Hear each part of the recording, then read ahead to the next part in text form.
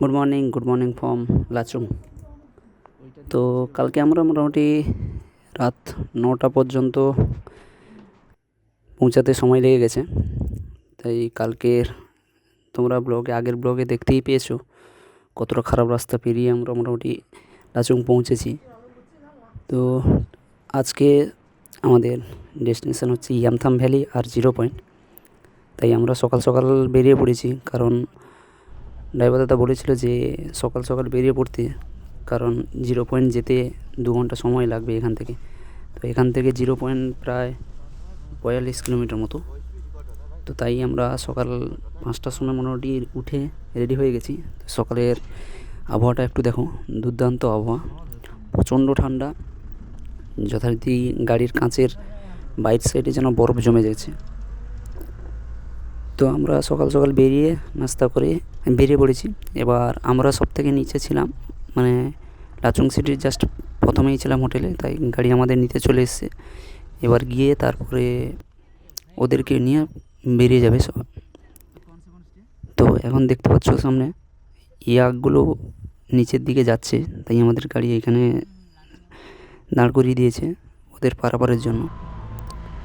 তো বন্ধুরা দেখো, সকাল সকাল আবহাওয়াটা দেখো, যেন সূর্যি মামা কোনো পাহাড়ের পেছন থেকে যেন উঁকি মারছে। সত্যি সকালের এই আবহাওয়াটা যেন একটা মনোমুগ্ধকর পরিবেশ তৈরি করছে। দুর্দান্ত দুর্দান্ত। তো কালকে মোটামুটি আমাদের যা রাইডটা হয়েছে, সত্যি আমাদের জীবনের মানে সেরা সময় ছিল বোধহয়, কারণ এতটা ভয় বোধহয় আর কোনো দিন আমাদের লাগেনি।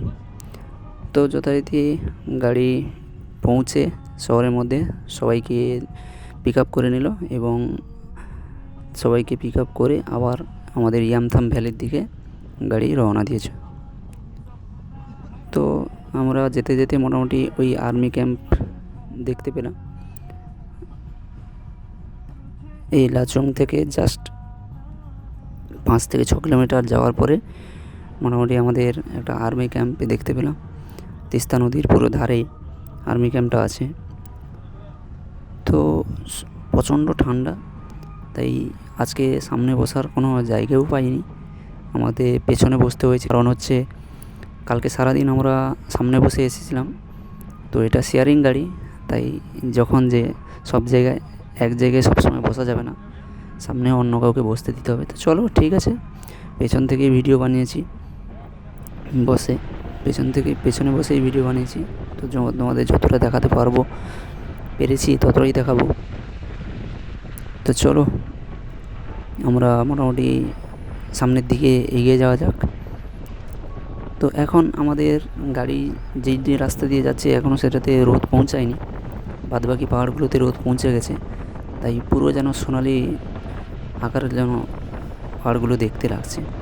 ওপরে পুরো নীল আকাশ এবং পাহাড়গুলো পুরো সোনালি কালার হয়ে গেছে রোদের আলো লাগার জন্য। তো বন্ধুরা দেখতে পাচ্ছ পেছনে কীরকম সূর্যটা পুরো রশ্মি দিয়ে উঠেছে পাহাড়ের পিছন থেকে, যেন কেউ একটা ওখান থেকে লাইট দিয়ে দেখাচ্ছে ওইদিকে রাস্তাগুলো। সত্যি এই দৃশ্য যেন মানে আগে কোনো দিন দেখিও নি খালি চোখে, আর হয়তো কোনো দিন দেখতে পাবো কিনা সেটাও জানি না। সত্যি এই পরিবেশ আলাদা একটা পরিবেশ।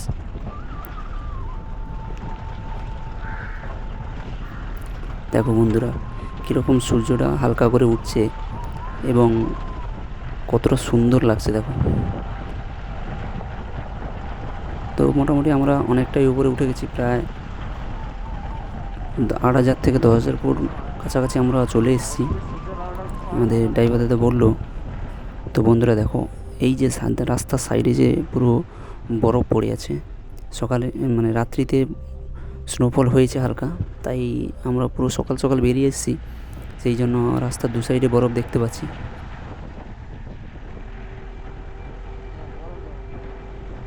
তো আমরা পৌঁছে গেলাম ইয়ামথাম ভ্যালি, দেখতে পাচ্ছ। সৌগত আর আমি অনেকটাই এই বরফ নিয়ে মোটামুটি খেলা করলাম। তো আমরা বলতে বলতে মোটামুটি ইয়ামথাম ভ্যালিতে পৌঁছে গেছি। সত্যি ইয়ামথাম ভ্যালির পরিবেশটা একটু দেখো, সত্যি দুর্দান্ত। তাই আমরা প্রথমে তো 0 পয়েন্ট যাবো, এই জন্য 0 পয়েন্ট যাবো, তাই ইয়ামথাম ভ্যালিতে বেশিক্ষণ সময় কাটালাম না, কেননা এসে এইখানে ইয়ামথাম ভ্যালিতে অনেকটা সময় কাটাবো। তাই তাড়াতাড়ি যতটা সম্ভব 2-4টা ফটো তুলে এখান থেকে বেরিয়ে পড়লাম, কেননা 0 পয়েন্টে যদি জোরে স্নোফল হয়ে যায় তাহলে ওখানে বেশিক্ষণ থাকা যাবে না। এবং আমরা সবাই ড্রাইভার দাদার সঙ্গে আলোচনা করে ওই সাংলাপুচু যাওয়ার জন্য রাজি করালাম।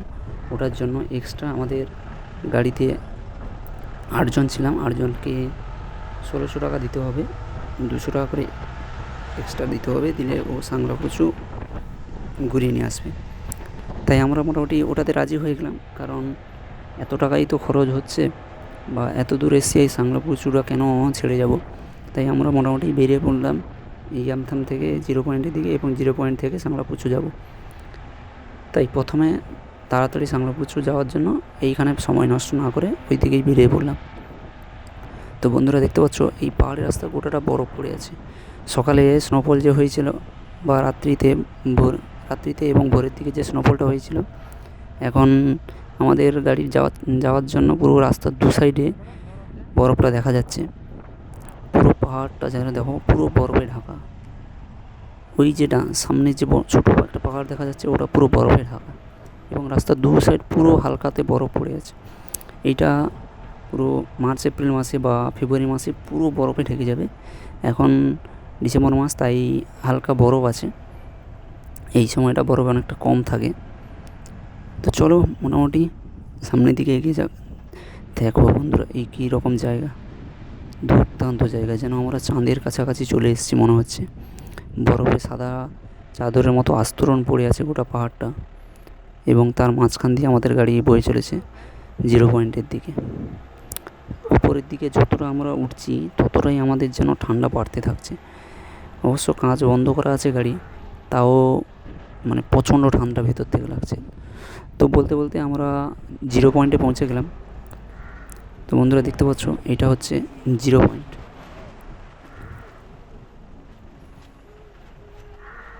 তো 0 পয়েন্টের হাইট হচ্ছে প্রায় 14,000 থেকে 15,000 ফিট। তো দেখো বন্ধুরা পুরো এই নদীটা পুরো বরফ হয়ে আছে, পুরো জল এইখানে সারা বছর সব সময় এনি টাইম সব সময় এটা বরফ হয়ে থাকে। দেখো মাঝখান দিয়ে শুধু জলটা যাচ্ছে আর পুরোটাই বরফ। দেখো বন্ধুরা টুরিস্ট অনেকটাই কম, মানে আমাদের গাড়ি নিয়ে প্রায় 4-5টা মতো গাড়ি এসছে, না হলে কোনো গাড়িই নেই। মানে সত্যি টুরিস্ট সত্যিই কম। এই দেখতে পাচ্ছ মাঝখান দিয়ে নদীটা বয়ে চলেছে, আর নদীটার পুরো বরফ জমে আছে জলটা।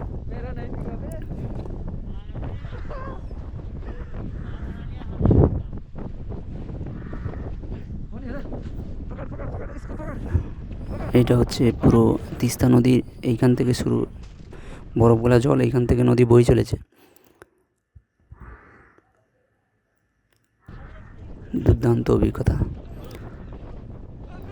প্রচণ্ড ঠান্ডা বন্ধুরা, প্রচণ্ড ঠান্ডা, মানে হাত যেন কাঁপছে, যেন মনে হচ্ছে।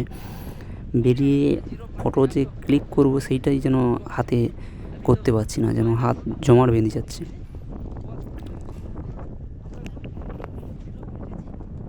তো আমরা এখানে মোটামুটি 2-1টা ছবি তুলেই তারপর এখান থেকে চলে গেলাম সাংলাপুচুর দিকে, কারণ এখানে প্রচণ্ড ঠান্ডা। তাই ড্রাইভার দাদা বলছে যে আজকে মোটামুটি এইখানে যা ঠান্ডা দেখছি, ওপরে মোটামুটি মেঘ হয়ে যেতে পারে সাংলাপুচুর, আর ওখানে বেশিক্ষণ থাকাও যাবে না। যদি স্নোফল হয়ে যায় তাহলে ওখানে যাওয়াও যাবে না। তাই তোমরা আগে তাড়াতাড়ি ওখান থেকে ফিরে এসে তারপরে এখানে সময় কাটাবে। তো চলো সাংলাপুচু পর্যন্ত যাওয়া যাক। তাই আমরা সময় নষ্ট না করে ওখান থেকে বেরিয়ে পড়লাম সাংলাপুচুর দিকে। তো বন্ধুরা দেখছো বন্ধুরা দেখতে পাচ্ছ কীরকম জায়গা, পুরো যেন হালকা বরফের স্তর পড়ে আছে পুরো গোটাটা। ওই যে ডান দিকে ওই যে পাহাড়টা দেখা যাচ্ছে, ওটা পুরো বরফে ভর্তি, পুরো বরফে ঢাকা।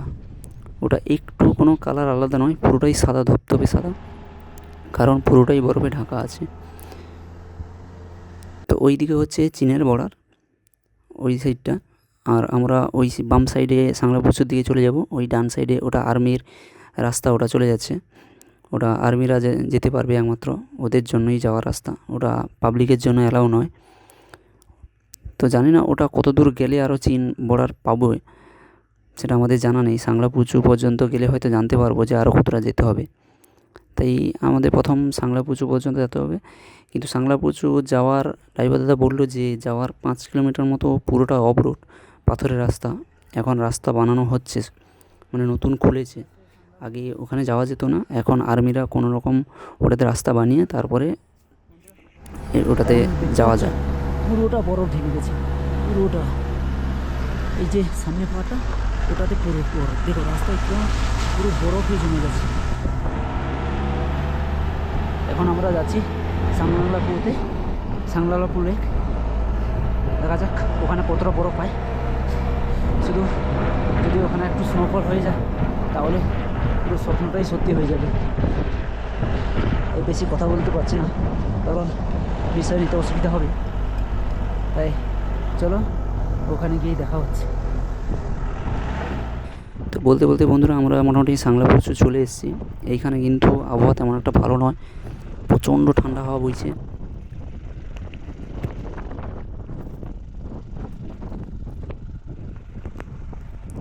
তো মোটামুটি প্রচণ্ড ঠান্ডা হাওয়া বইছে। তো এখান থেকে বেরিয়েছিলাম শুধু আমি আর দিব্যেন্দু, আর কেউ গাড়ি থেকে বেরোয়নি ওরা, কারণ সবার মোটামুটি একটু নিঃশ্বাসের কষ্ট হচ্ছিল। এখানে মোট 2টো গাড়ি এসেছিলো, আমাদের আসার আগে একটা গাড়ি ছিল। এখানে ওই 4 জন একটা টুরিস্ট এসছে, আর আমাদের ওই 8 জন এসি। তো আমরা দুজনই বেরিয়েছিলাম, আর ওরা জাস্ট বেরিয়ে গাড়ি থেকে আবার গাড়ির মধ্যে ঢুকে গেছে। আমরা কিছুটা ওই লেকের কাছাকাছি যাব, তাই দুজন মোটামুটি বেরিয়ে, কষ্ট হচ্ছে একটু নিঃশ্বাস নেওয়ার, তাও বেরিয়ে মোটামুটি লেকের কাছাকাছি যাওয়ার চেষ্টা করছি। তো এইটা হচ্ছে সাংলাপুচু, হচ্ছে টোটাল হাইট হচ্ছে এটার 16,750 ফিট, প্রায় 17,000 মতো। তো এখানে মোটামুটি প্রচণ্ড ঠান্ডা বলতে প্রচণ্ড ঠান্ডা, প্রায় মাইনাসের কাছাকাছি হচ্ছে ঠান্ডা। হাওয়াও প্রচণ্ড জোরে বইছে, এবং জাস্ট একটু পরেই স্নোফল পড়া শুরু হয়ে যাবে, কারণ উপরে যে ওই যে কালো মেঘ দেখা যাচ্ছে ওটাতে মোটামুটি স্নোফল শুরু হচ্ছে। দিব্যেন্দু, আমি যখন বললাম যে ওই লেকের কাছাকাছি যাবো চল, তখন দিব্যেন্দু আর যাবে না বললো, কারণ ওরও প্রচুর কষ্ট হচ্ছে। তাই এইখান থেকে মোটামুটি ছবি 2-3টা তুলে এইখান থেকেই ফিরে যাব আমরা, কারণ আর নিচের দিকে যাওয়া যাবে না। ওই নিচের যে লেকটা পুরো জমাট বেঁধে আছে, ওটা ডিসেম্বর মাস, কিন্তু ওটা এখনও পুরো জমাট বেঁধে আছে, ওটার জল দেখা যাচ্ছে না, ওপরে পুরোটাই বরফ। তাই মোটামুটি আমরা এখানে 2-3টা ছবি তুলে তারপর গাড়ির দিকে চললাম, কারণ এখানে আর থাকা যাবে না, কারণ ওরও কষ্ট হচ্ছে, আমারও কষ্ট হচ্ছে। তো চলো।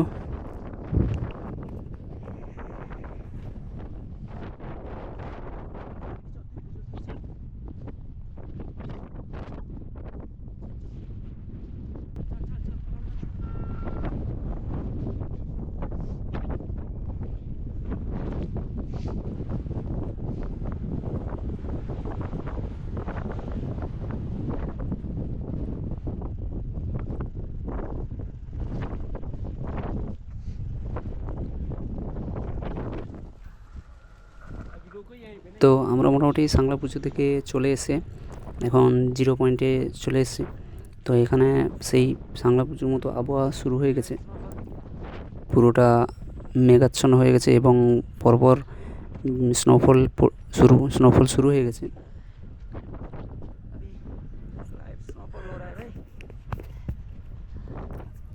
তো আমাদের অনেক খারাপ সময় থেকেও একটা ভালো সময় চলছে, কারণ জীবনে প্রথমবার সিকিম এসে মোটামুটি স্নোফল দেখতে পাচ্ছি। তো অনেক কষ্ট করে এসেছি এখানে, তো কিছুটা তো ভালো সময় পাবো অবশ্যই, কারণ তো সিকিমে মোটামুটি নর্থ সিকিম না এলে হয়তো এই জিনিসগুলো দেখতে পেতাম না। তো মোটামুটি তো দেখতে পাচ্ছ বন্ধুরা, তো প্রথমবার সিকিম এসেছি, এবং প্রথমবারই আমরা কাঞ্চনজঙ্ঘা যেরকম দেখতে পেয়েছি সেরকম স্নোফলও দেখতে পাচ্ছি। তো ওরা মোটামুটি গাড়ি থেকে আর কেউ বেরোয়নি, আমি একাই গাড়ি থেকে বেরিয়ে মোটামুটি চারদিকটা ভালো করে একটু ঘুরে দেখার চেষ্টা করছি। এবং দিব্যেন্দু শুধু বেরিয়েছিল, ও বেরিয়ে আমাকে জাস্ট 2-1টা ফটো তুলে দিয়ে তারপর আবার গাড়ির ভিতর চলে গেছে।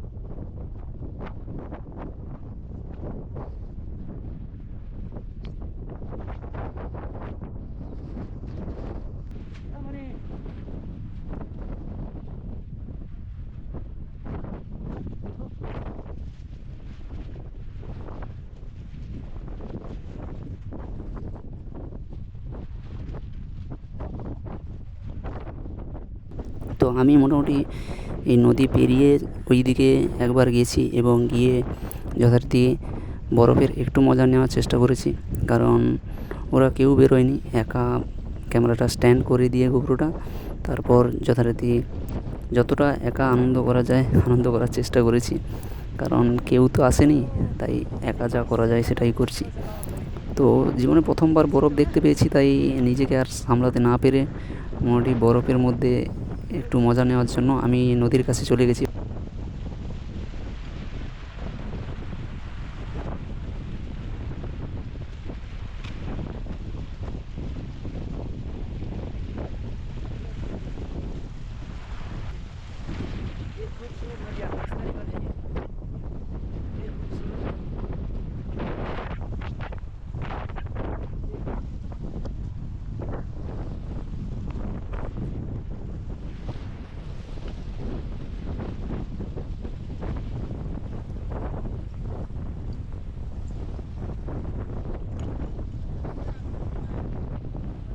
এখানে একজন কলকাতার বন্ধু দেখা হলো, উনি বললেন, দারুণ ব্যাপার, তুমি একা নিচে চলে গেছো। ও আসার জন্য চেষ্টা করছে, কারণ কেউ ওদের বন্ধু বান্ধব আসেনি, তাই ও ওই দিক, তাকে বললাম যে ওই দিক থেকে ফিরে আসো, এদিক দিয়ে আসা যাবে না। তো ও মোটামুটি ওই দিক দিয়ে ফিরে আসছে। তো চলো বন্ধুরা, একটু মোটামুটি একা বরফের মজাটা নেওয়া যাক। তো ওরা তো কেউ আসেনি, কারণ এই জিনিস কবে পাবো না সেটার কোনো ঠিক নেই, তাই এই সুযোগ হাতছাড়া করাও যাবে না, কারণ বরফ নিয়ে খেলার সৌভাগ্য সবার হয় না, এবং জীবনে প্রথমবার পেয়েছি, অনেক কষ্ট করে সিকিম পৌঁছেছি। তাই তো চলো, যতটা একা মজা নেওয়া যাক, মজা নিচ্ছি, তো তোমরাও দেখতে থাকো, তোমরাও মজা নিতে থাকো।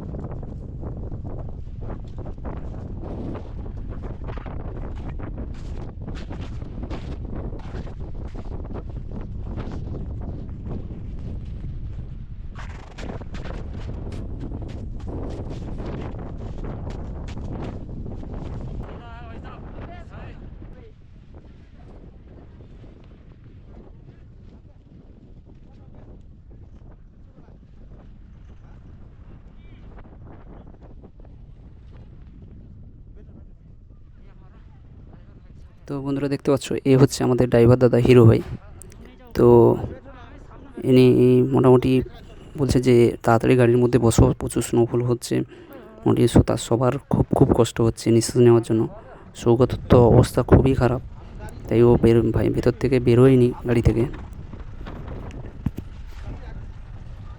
তো আমরা মোটামুটি 0 পয়েন্ট থেকে একটু নিচের দিকে নেমে আসতে আবার একটা ভালো জায়গা দেখতে পেলাম, ওখানেও প্রচুর স্নোফল হচ্ছে এবং প্রচুর বরফ এখানে জমে আছে। তো ওইখানে গাড়িটা দাঁড় করিয়ে দিয়ে মোটামুটি আমরা সবাই নেমে পড়লাম, শুধুমাত্র সৌগত ভেতরে ছিল আর সবাই নেমেছি। তো এইখানে নেমে মোটামুটি সবাই ফটো তুললাম, একটু ভিডিও করার চেষ্টা করলাম। প্রথমে তো ওরা কেউ নামেইনি, আমি আর ওই কলকাতা দাদাটা দুজন নেমেছিলাম। দেখতে পাচ্ছ, উনি হচ্ছেন কলকাতা থেকে এসছেন, একা এসছেন। তো চলো, একটু ভিডিওর মজা নেওয়া যাক।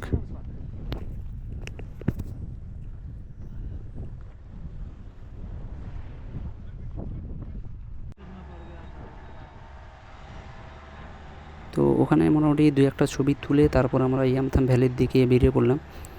তো কারণ ওখানে প্রচুর স্নোফল হচ্ছিল, আমাদের সবার সত্যি প্রচুর কষ্ট হচ্ছিল, তাই রাস্তায় আস্তে আস্তে একটা গাড়ি যখন দেখে খারাপ হয়ে যায়, তাই ওই হিরো ভাইয়া পিছন থেকে ওকেও টানতে টানতে নিয়ে আসে। তো সামনে ওই বড় পাহাড়গুলো দেখতে পাচ্ছ, ওটা কিন্তু যাওয়ার সময় পুরোটা পরিষ্কার ছিল, কিন্তু এখন আমরা যখন ফিরছি পুরো বরফে যেন ঢেকে গেছে, কারণ প্রচুর স্নোফল হচ্ছে। আবহাওয়া খারাপ হয়ে গেলেই এখানে স্নোফল শুরু হয়ে যায়। সত্যি দারুণ লাগছে বরফগুলো। যদি পরিষ্কার আকাশ থাকতো একটু ভালো লাগতো। তো আমরা ইয়ামথাম ভ্যালি পৌঁছে গেছি। ইয়ামথাম ভ্যালি পৌঁছানোর পর ওখানেও স্নোফল শুরু হয়ে গেছে। তো বন্ধুরা দেখতে পাচ্ছ এই যে বরফ পড়ছে হালকা হালকা, ক্যামেরাতে বোঝা যাচ্ছে যে স্নোফল হচ্ছে। পুরো এই পাহাড়গুলো পুরোটাই ফাঁকা ছিল, পরিষ্কার ছিল যাওয়ার সময়, কিন্তু আসার সময় পুরোটা বরফে ঢেকে গেছে এবং স্নোফল হচ্ছে। সত্যি এর একটা দারুণ অভিজ্ঞতা এবং আলাদা একটা অনুভূতি। তো আমরা মোটামুটি এখানে আর বেশিক্ষণ ওয়েট না করে, কারণ আমারও একটু কষ্ট হচ্ছিল, কারণ প্রচণ্ড ঠান্ডা, হাত পা যেন পুরো জমাট বেঁধে যাচ্ছিলো। তাই আমরা সবাই মোটামুটি এইখানে ছবি তুলে সবাই কথা বলে বেরিয়ে যাচ্ছি, কারণ ড্রাইভার দাদা বারবার করে বলছে যে চলো এখান থেকে বেরিয়ে চলো, কেননা লাচুং পৌঁছাতে হবে। হোটেল থেকে খাওয়া দাওয়া করে ফের আমাদের গ্যাংটক পর্যন্ত আজ পৌঁছাতেই হবে, কারণ লাচুং থেকে গ্যাংটক পৌঁছাতে প্রায় 4 থেকে 5 ঘন্টা লেগেই যাবে, অবশ্যই 4 থেকে 5 ঘন্টা লাগবে। তো এখন বাজে প্রায় 1টা বাজে, তো আমাদের 2টোর মধ্যে লাচুং পৌঁছাতেই হবে। তাই আমরা এখানে মোটামুটি আর বেশি সময় না স্পেন্ড করে মোটামুটি সবাই বেরিয়ে পড়লাম লাচুংয়ের উদ্দেশ্যে। তো মোটামুটি সবাই গাড়ির মধ্যে বসছিল, আমি আর পুষ্পেন্দু, ওই কলকাতার দাদাটা খালেদ দা। তো উনি 3 জন আমরা মোটামুটি ওইখানে গেছিলাম, ফটো তুললাম। তোলার পরে আমরা আবার গাড়ি স্টার্ট দিয়ে লাচুংয়ের উদ্দেশ্যে বেরিয়ে পড়লাম। দেখতে পাচ্ছ কীরকম স্নোফল পড়ছে, যেরকম গাছের ভেতর থেকে বরফগুলো যেন পড়ছে। সত্যি একটা আলাদা মানে মজা পাচ্ছিলাম। শুধুমাত্র বাইক নিয়ে হলে হয়তো এখানে আরও অনেক সময় স্পেন্ড করা যেত। এবার শেয়ারিং গাড়িতে এসেছি, তারা বেরিয়ে যাবে বলছে, তুমি তো একা থাকতে পারো, আমি তো একা আর এখানে থাকতে পারবো না। তাই ওদের কথা মতো সবাই বেরিয়ে চললাম। তো বন্ধুরা দেখতে পাচ্ছ এই গাছের ভেতর দিয়ে আমরা চলেছি লাচুংয়ের উদ্দেশ্যে। মাঝে মাঝে সত্যি অফরোড আছে, এইগুলো পুরো সিজনের সময়, যেটা জানুয়ারি, ফেব্রুয়ারি, মার্চ, এপ্রিল, মে, এইগুলো পুরো বরফে ঢেকে যায়। তো মোটামুটি এইগুলো পেরিয়ে আমাদের আসতে হবে ইয়ামথাম। সত্যি বাইক নিয়ে হলে হয়তো আরও অনেকটা মজা পেতাম। তো চলো ঠিক আছে, মোটামুটি অনেকটাই মজা পেয়েছি বা আনন্দ পেয়েছি। আবার একবার বাইক নিয়ে অন্তত আসবো এখানে, এই আশাটা রেখে গেলাম। তো আমরা যত তাড়াতাড়ি নিচের দিকে নামবো তত তাড়াতাড়ি আমাদের শরীরটা অনেকটা আরামদায়ক হবে এবং ঠান্ডাটা অনেকটা কম হবে, কারণ এখনও প্রচুর ঠান্ডা লাগছে। তো ড্রাইভার দাদাকে বলছি যে যত তাড়াতাড়ি আমাদের নিচে নিয়ে যেতে পারবে তত তাড়াতাড়ি তত ভালো। তো মোটামুটি আমরা লাচুংয়ের কাছাকাছি পৌঁছে গেছি এবং আমার গোপ্রোর ব্যাটারিটাও আর চার্জ নেই, তাই তোমাদের আর বেশি ভিডিও করে দেখাতে পারলাম না। এবং আমরা মোটামুটি এখান থেকে গ্যাংটক পৌঁছে তারপর ওইখানে এমজি মর্গে একটু আধটু কেনাকাটা করে মোটামুটি তারপরে আমাদের হোটেল রুমে গেলাম এবং ওখানে মোটামুটি খাওয়া দাওয়া শেষ করে তারপর আমরা যথারীতি রাত্রে বিশ্রাম নেওয়ার জন্য ঘুমিয়ে পড়লাম। এবং কাল সকাল আমরা তাড়াতাড়ি বেরিয়ে যাব গ্যাংটক থেকে, কারণ আমাদের পৌঁছাতেও 2 দিন সময় লাগবে। তাই চলো বন্ধুরা, কালকে বাইকে দেখা হচ্ছে। 3 দিন তো বাইকে হাতই দেইনি। তো চলো, তোমাদের যদি ভিডিও ভালো লেগে থাকে একটা লাইক, কমেন্ট, শেয়ার অবশ্যই করো। তো চলো টাটা, বাই।